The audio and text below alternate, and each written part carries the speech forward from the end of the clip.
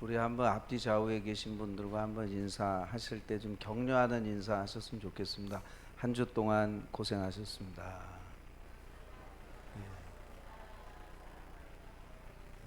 힘내세요. 어렵지만 힘내시기를 축복합니다.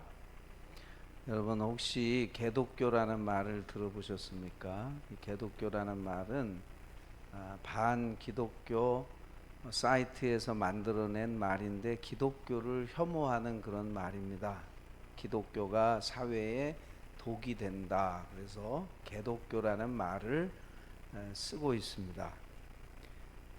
오늘날 우리 현대 기독교인들은 세상 사람들이 우리를 어떻게 보는지를 잘 생각하면서 신앙생활을 해야 되는데 세상 사람들이 교회를 개독교라고 하면서 욕을 하는 시대를 살고 있습니다.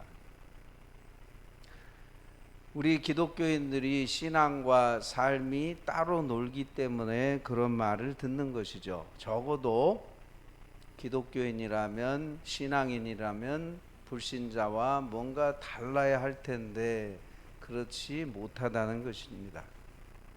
그들의 평가나 판단이 다 옳은 것은 아닙니다. 그들이 잘못된 판단을 하는 경우도 있어요. 우리 초대 기독교가 핍박을 당할 때 오해를 받으면서 핍박을 당했어요. 초기 기독교가 반사회적 집단이라고 맹렬하게 핍박을 받고 기독교인들이 모여서 성찬식을 하면 주님의 살과 피를 나눈다고 하니까 인육을 먹는 그런 잘못된 사이비 종교 집단이 아닌가 이렇게 오해를 하기도 해서 더욱더 기독교를 핍박했다고 교회사에서 읽어본 적이 있습니다. 오늘 우리가 정말 세상 사람들에게 그런 평가를 받아서도 안 되겠지만 더군다나 하나님께서 우리를 판단하실 때 세상 사람들처럼 이렇게 부정적으로 평가하신다면 참으로 이것은 심각한 일이 아닐 수 없습니다. 구약시대 이스라엘 민족은 신앙과 삶이 불일치했습니다. 그들은 성전에서 예배를 잘 드리는 것 같았지만 그들의 삶은 엉망진창이었습니다. 그들은 하나님의 말씀대로 살지 않았고 온갖 죄를 저지르며 살았습니다. 어떤 선교사님이 그런 말을 했다고 하죠. 기독교인들 가운데 신앙생활은 찰떡같이 하는 것 같은데 삶을 보니 개떡 같다, 그런 말을 했다고 하는데 오늘 우리들의 모습이 아닌가. 구약시대의 이스라엘 민족이 그러했습니다. 하나님께서는 그렇게 하나님 말씀대로 살지 않는 하나님의 백성들에게 선지자를 보내셔서 너희들이 나에게 더 이상 헛된 죄물을 가져오지 말라 이렇게 말씀하셨어요. 이사야 1장 11절부터 14절에 보시면 여호와께서 말씀하시되 너희의 무수한 재물이 내게 무엇이 유익하뇨? 나는 숫양의 번제와 살찐 짐승의 기름에 배불렀고 나는 숫송아지나 어린 양이나 숫염소의 피를 기뻐하지 아니하노라. 너희가 내 앞에 보이러 오니 이것을 누가 너희에게 요구하였느냐? 내 마당만 밟을 뿐이니라. 헛된 재물을 다시 가져오지 말라. 분향은 내가 가증히 여긴다고 하나님께서 말씀하셨습니다.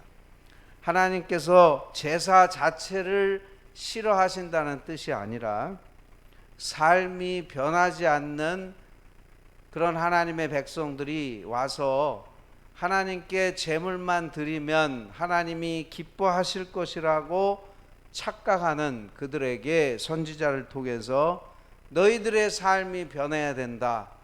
그렇지 아니하고 하나님 앞에 드리는 그 제물은 헛된 제물이요 하나님께서 가증하게 여기시는 제물밖에 되지 않는다고 말씀하신 것입니다. 아모스서 5장 21절부터 24절에 보시면 내가 너희 절기들을 미워하여 멸시하며 너희 성회들을 기뻐하지 아니하나니 너희가 내게 번제나 소제를 드릴지라도 내가 받지 아니할 것이요 너희의 살찐 희생의 화목제도 내가 돌아보지 아니하리라. 오직 정의를 물같이 공의를 마르지 않는 강같이 흐르게 할지어다 라고 말씀하셨습니다. 하나님은 예배자의 정의로운 삶을 요구하십니다. 정의로운 삶이 뒷받침되지 않는 예배는 하나님께 합당한 예배가 될 수 없다는 것입니다. 세상에 나가서 온갖 못된 짓 골라서 하고 악한 행위를 하면서 하나님 앞에 제물을 드린다면 그 제물은 하나님께 연락이 되지 않는다는 그런 말씀이죠. 하나님은 하나님의 백성들의 삶 가운데 정의로운 삶을 요구하신다. 우리 하나님의 백성들이 이 땅에 살면서 정의롭게 살면서 하나님께 예배를 드릴 때에 그 예배가 하나님을 기쁘시게 하는 줄 믿습니다. 말라기서 1장 10절에 만군의 여호와가 이르노라 너희가 내 제단 위에 헛되이 불사르지 못하게 하기 위하여 너희 중에 성전 문을 닫을 자가 있었으면 좋겠도다. 차라리 누군가가 예루살렘 성전 문을 좀 닫았으면 좋겠다. 굉장히 충격적이고 매우 심각한 말씀 아니에요. 하나님 백성들이 예배 드리러 가는데, 제사 드리러 가는데 차라리 좀 제발 이 성전 문을 누가 와서 닫아줬으면 좋겠다라고 하나님께서 직접 말씀하신 것입니다. 오늘 여러분 설교 제목이 합당한 예배입니다. 오늘 본문 말씀 로마서 12장 1절에 그러므로 형제들아 내가 하나님의 모든 자비하심으로 너희를 권하노니 너희 몸을 하나님이 기뻐하시는 거룩한 산 제물로 드리라. 이는 너희가 드릴 영적 예배니라 라고 말씀하고 있습니다. 영적 예배니라 앞에 여러분 가지고 계신 성경 중에 아라비아 숫자 2자라고 써있는 성경 혹시 가지고 계실 겁니다. 여러분 성경에 2라고 써있는 분 한번 손 들어 보실래요? 있어요? 영적 예배니라. 예, 몇 분이 손 들어 주셨어요. 그 2라고 써있고 영적 예배인데 성경 하단의 각 줄을 보면 합당한 그렇게 되어 있어요. 2하고 합당한. 그러니까 하나님이 기뻐하시는 영적 예배, 합당한 예배다. 영적인 예배는 뜻이 합당한 예배다. 그렇게 각 줄을 달고 있어요. 영어 성경에서 킹 제임스 버전이라는 그 성경에서 이 영적 예배를 합당한 예배로 번역을 하고 있어요. reasonable한 예배다. 이 말은 예배가 합리적이다, 또 사리에 맞다, 타당하다 그런 뜻이에요. 우리가 구원받은 하나님의 자녀들이 우리의 몸을 가지고 하나님이 기뻐하시는 거룩한 산 제물로 드리는 것이 너무나 지극히 당연하고 타당하다 그런 말입니다. 왜 타당하다고 그렇게 말씀하는 것일까요? 오늘 본문에 로마서 12장 1절 시작을 그러므로라고 시작하고 있어요. 이 그러므로라고 하는 것은 앞에 로마서 1장부터 11장 전체를 받는 접속사예요. 1장부터 11장까지 우리가 어떻게 구원을 받고 죄인인 우리가 어떻게 하나님 앞에서 의롭다라고 인정을 받는가에 대한 복음에 대해서 기록하고 있습니다. 우리가 이미 앞에서 살펴본 대로 우리는 다 죄인이요 하나님의 무서운 진노와 심판 아래 있었지만 예수 그리스도가 이 땅에 오심으로 우리 대신 십자가에서 희생 제물이 되셔서 누구든지 예수님을 믿으면 이제 하나님 앞에서 의롭다함을 얻고 구원을 받게 된다라고 하는 그 구원의 은혜의 교리에 관해서 1장에서부터 11장까지 다 자세하게 기록이 되어 있어요. 그리고 이제 로마서 12장부터 마지막 16장까지는 그렇게 구원받은 사람, 하나님 앞에서 의롭다함을 받은 사람들이 어떻게 살아야 하느냐에 관한 기독교 윤리에 대해서 기록한 성경이 12장부터 16장까지입니다. 하나님의 은혜의 교리와 이 기독교 윤리는 같이 맞물려 있는 거죠. 우리 기독교인의 삶은 하나님의 은혜를 전제하지 않고서는 상상도 못하는 거예요.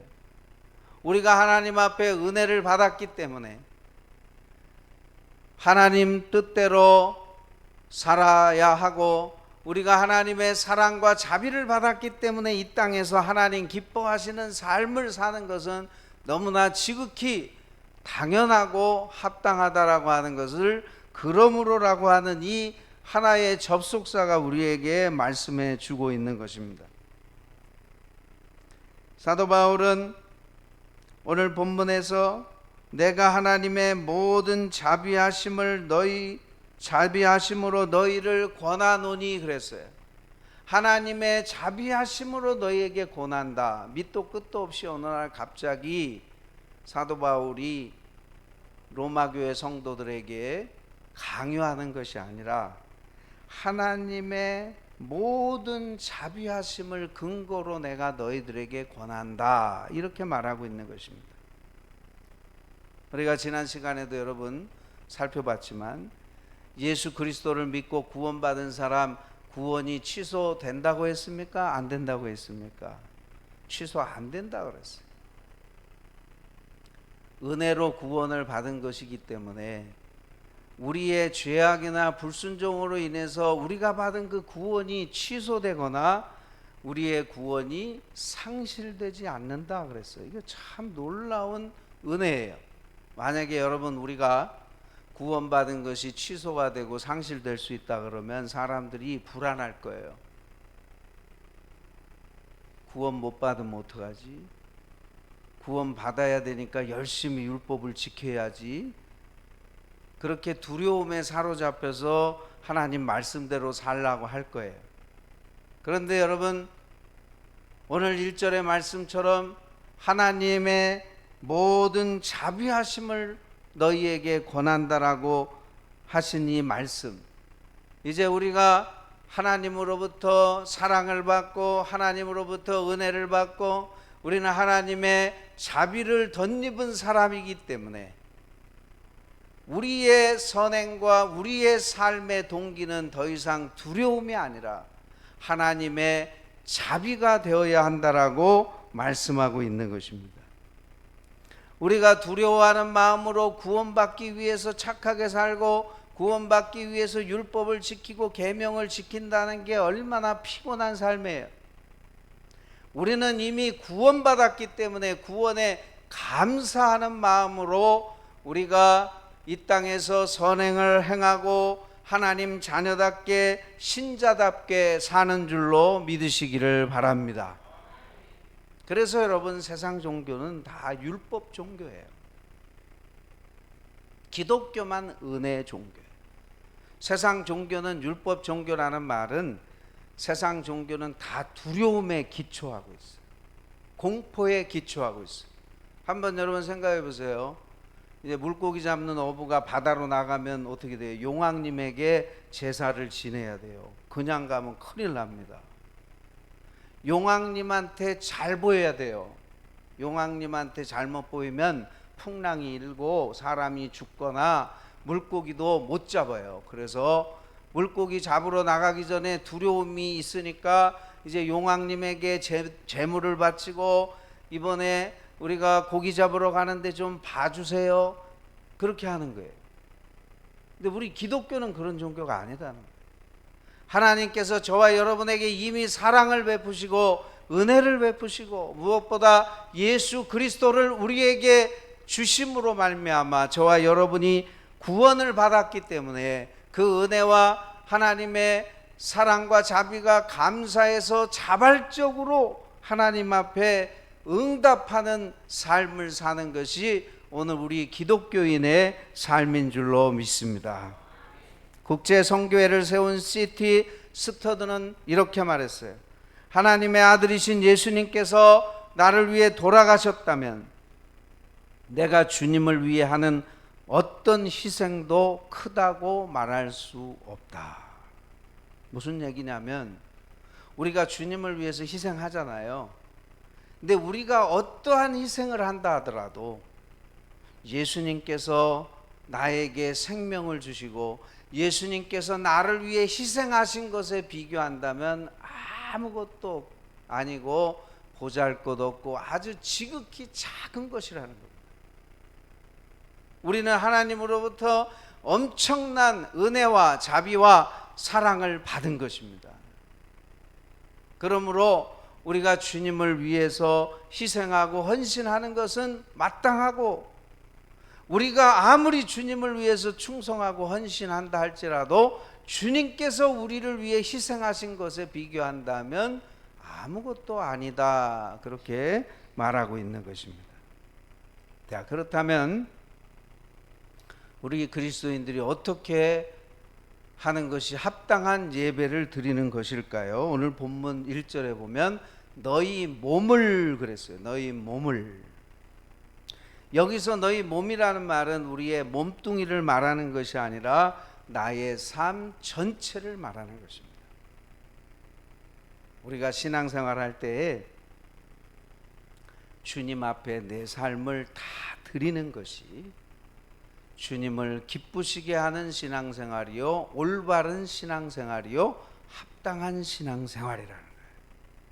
우리가 예수님을 믿으면서 여전히 내가 주인 되는 삶을 살고 내 삶의 일부만을 주님께 드리면서 신앙생활 한다면 우리는 하나님으로부터 축복을 받을 수가 없어요. 하나님께 쓰임 받을 수 없어요. 형통한 삶을 살 수 없고 우리가 가진 문제를 해결할 수 없어요.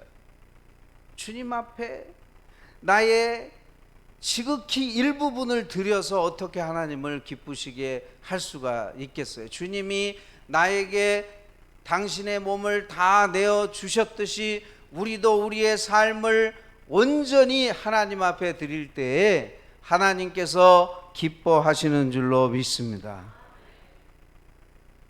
우리의 삶의 모든 것을 주님께 드리고 주님께 항복하는 것이 신앙생활이에요. 신앙생활 오래 한다고 신앙생활 잘하는 거 아니에요. 신앙생활 짧게 한 연수가 짧아도 주님 앞에 내 삶을 내어 드리는 사람은 믿음 생활을 잘하고 있는 겁니다. 직분자라 그래서 신앙생활 잘하는 게 아니에요. 내 삶을 주님 앞에 드리지 않으면 그 신앙생활은 하나님 앞에 합당한 것이 될 수 없어요. 여러분이 가지고 있는 물질, 여러분이 가지고 있는 모든 것들, 여러분의 사업, 여러분의 직장, 여러분의 꿈, 여러분의 가족들 다 주님의 것이고 주님께 속한 것이지 저와 여러분의 것은 아니라는 것입니다. 그런데 우리는 어떻게 합니까? 내 것이라고 생각하고 일부만 주님께 드리고 주님 이 부분은 안 돼요. 이건 제 거예요. 손대지 마세요, 주님. 우리는 그렇게 하면서 신앙생활을 하고 있지 않습니까? 내 모든 삶의 영역을 드리는 것이 오늘 12장 1절에 너희 몸을 하나님께 드리라는 것입니다. 저와 여러분의 모든 삶을 여러분에게 주신 그 모든 삶을 주님께 맡길 때 여러분의 삶에 축복의 역사가 일어나기 시작하고 여러분의 삶에 기적이 일어나기 시작하고 여러분의 기도가 응답되기 시작하고 여러분이 주님께 비로소 쓰임받기 시작하게 된다는 사실을 기억하시기 바랍니다. 왜 나한테는 축복이 없어? 왜 나한테는 맨날 문제가 해결이 되지 않아? 왜 하나님 나는 쓰시지 않아? 주님께 일부분만 드리면서 어떻게 주님께 쓰임 받을 수 있으며 주님께 복을 받을 수 있으며 주님께서 여러분의 문제를 해결해 주시겠어요? 너희 몸을 주님께 드리라는 하나님의 음성을 들으시기 바랍니다. 우리가 정말 하나님께 쓰임 받으려면 주님께 다 내어 드려야 돼요. 나의 모든 영역을 주님께 오픈하고 주님께 다 내어 드릴 때에 주님께서 여러분을 통해서 놀라운 역사를 일으켜 주실 줄로 믿습니다. 매년 성탄절 시즌에 자선 냄비로 잘 알려진 구세군 있죠. 기독교 정통 교단인데 이 구세군을 세운 사람이 윌리엄 부스라고 하는 사람인데 정말 하나님께 너무 귀하게 쓰임받은 하나님의 종입니다. 어느 날 윌리엄 부스를 찾아와서 하나님께서 어떻게 당신을 그렇게 귀하게 사용하셨는지 그 비결이 무엇입니까? 라고 물었더니 윌리엄 부스가 짧게 이렇게 답변했다고 합니다. 나의 모든 것은 내 것이 아니라 주님의 것입니다. 오늘 여러분, 우리도 윌리엄 부스와 같은 고백을 할 수 있는 귀한 아침이 되었으면 좋겠습니다. 여러분의 모든 소유가 다 주님의 것이며 저와 여러분의 주인은 내가 아니라 예수님이기 때문에 예수님께 철저하게 항복하실 때 우리의 삶에 놀라운 축복의 역사가 일어나게 될 줄로 믿습니다. 우리의 삶에 기적이 일어나기 시작할 것입니다. 주님께 여러분의 삶을 다 드리시기를 다시 한번 주의 이름으로 축복합니다. 너희 몸을 주님께 드리라는 또한 이 말씀은 저와 여러분의 삶을 아무렇게나 죄짓고 살지 말고 이제 주님을 위해 살라는 말씀인 것입니다. 우리의 몸을 하나님의 영광의 도구로 쓰라는 것입니다. 로마서 6장 13절에 너희 지체를 불의의 무기로 죄에게 내주지 말고 오직 너희 자신을 죽은 자 가운데서 다시 살아나신 자 같이 하나님께 드리며 너희 지체를 의의 무기로 하나님께 드리라. 우리의 몸을 의의 무기로, 의의 도구로 사용하라는 것입니다. 고린도전서 10장 31절에 너희가 먹든지 마시든지 무엇을 하든지 하나님의 영광을 위해서 하라고 말씀하셨어요. 불신자들이나 신자나 다 먹는 건 똑같아요. 그러나 먹는 게 달라야 된다는 거예요. 우리가 음식 하나 먹어도 이 음식을 먹는 것을 하나님의 영광을 위해서 먹어야 된다. 우리의 일상생활 모든 것이 주님의 영광을 위해서 해야 되고 주님을 위해서 해야 된다는 거예요.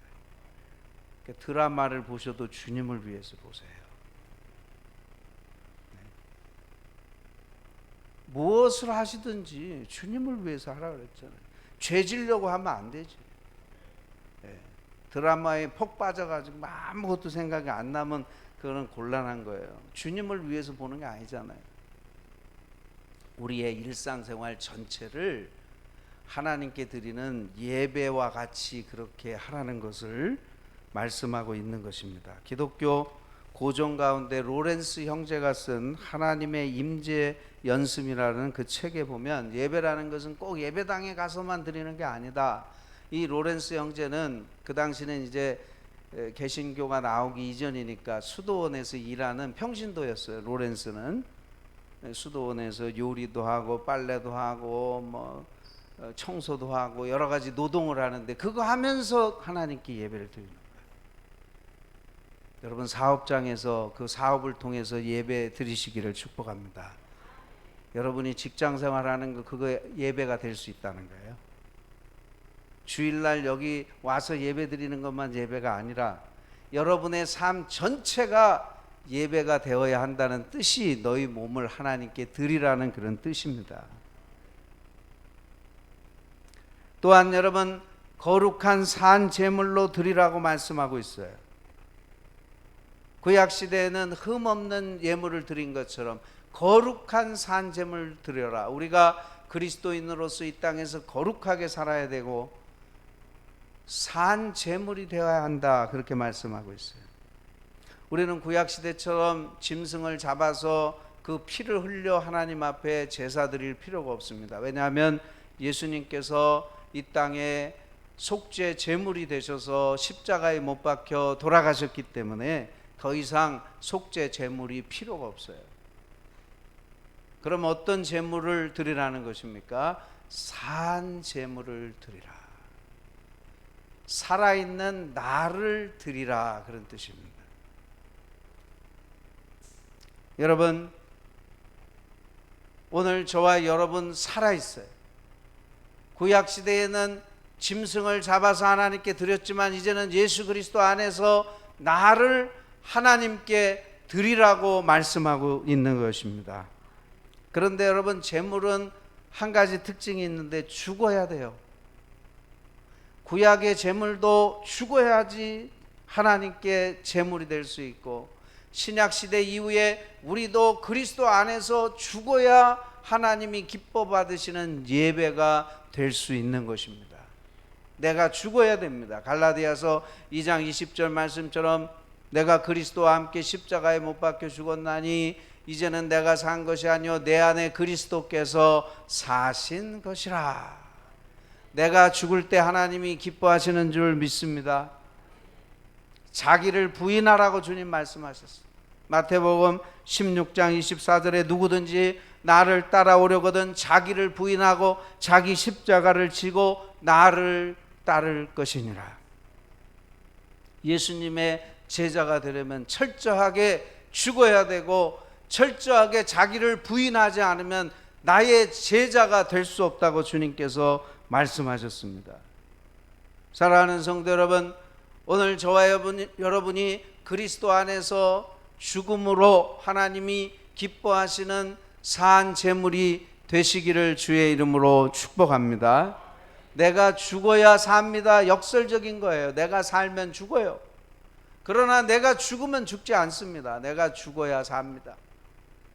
주님 앞에 다 내려놓고 철저하게 나를 부인하고 내가 죽을 때에 하나님께서 우리를 죽이시질 않아요. 오히려 우리를 살려주시는 줄로 믿습니다.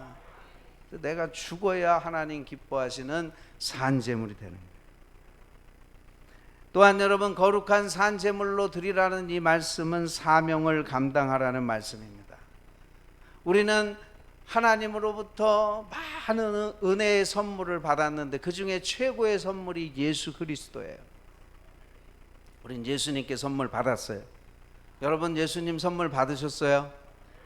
가장 좋은 선물 받았잖아요.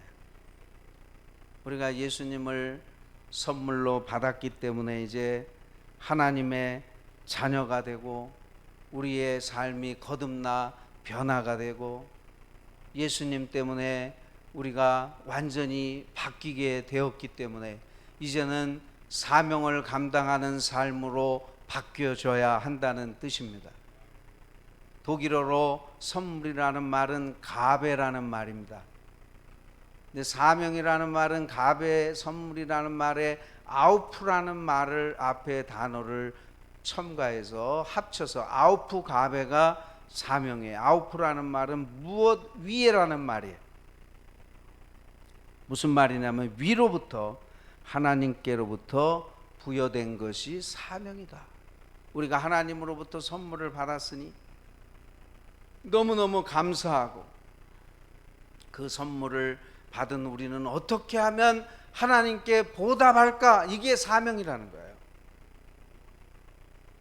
여러분, 오늘 우리가 하나님으로부터 놀라운 선물을 받은 자로서 사명을 감당하는 저와 여러분이 되시기를 주의 이름으로 축복합니다. 가장 귀한 선물을 받은 우리가 그냥 있을 수 없어요. 선물을 받은 우리는 주님을 위해서 이제 사명을 감당하는 삶으로 우리의 삶이 전환되어야 한다는 것을 오늘 성경은 말씀하고 있습니다. 마지막으로 하나님께서 합당하게 여기시는 예배는 하나님을 기쁘시게 하는 것이다 그랬어요. 오늘 본문 1절에 너희 몸을 하나님이 기뻐하시는 그랬어요. 여러분, 우리 성도의 삶은 하나님을 기쁘시게 하는 삶인 줄로 믿습니다. 우리 예수 믿는 사람은 나를 기쁘게 하고 다른 사람을 기쁘게 하는 사람이 아니라 하나님만을 기쁘게 하는 사람이에요. 하나님을 기쁘게 하면요, 나도 기쁘고 다른 사람도 기뻐요. 근데 나를 기쁘게 하는 사람은 하나님을 기쁘시게도 못하고 다른 사람도 기쁘시게도 못해요. 그래서 오늘 하나님이 기뻐하시는 그런 산제물이 되라고 말씀하고 있는 것입니다. 여러분, 하나님께서 여러분을 얼마나 기뻐하시는지 아십니까? 하나님께서 여러분을 얼마나 사랑하시는 줄 아세요? 하나님이 우리의 아버지시기 때문에 하나님께서 우리를 보시기만 해도 사랑스럽고 보시기만 해도 너무너무 기뻐하신다는 사실을 여러분 믿으시기 바랍니다. 우리가 부족하고 연약할지라도 하나님의 자녀이기 때문에 그래요. 예수님께서 요단강에서 세례 받으실 때 하늘에서 음성이 들려옵니다. 하나님 아버지의 음성.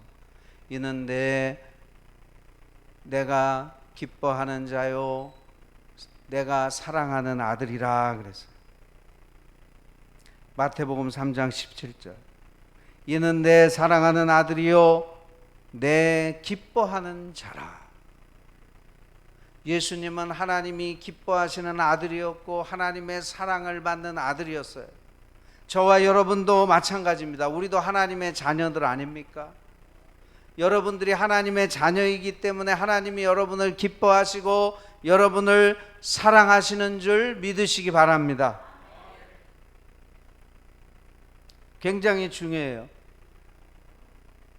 우리는 이미 하나님의 사랑을 받고 하나님의 기쁨이 되기 때문에 이제는 우리가 하나님을 기쁘시게 하는 삶을 살아야 된다는 거예요.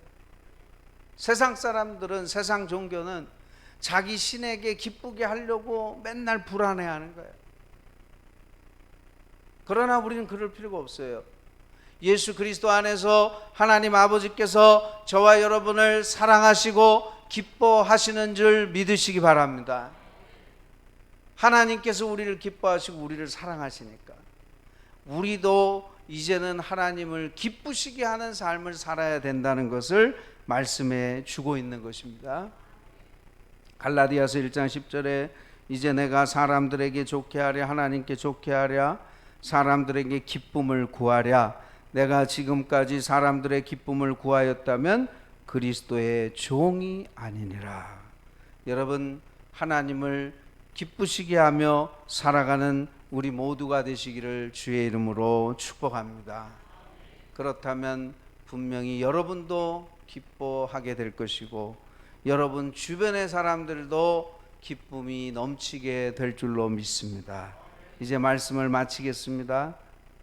오늘 로마서 12장 1절 하나님께서 기뻐하시는 합당한 예배는 단순히 예배당에 모여서 드리는 예배만을 의미하지 않고 예배당에서 드리는 예배를 뛰어넘어서 우리의 삶 전체를 드리는 것이 합당한 예배라고 말씀하고 있습니다.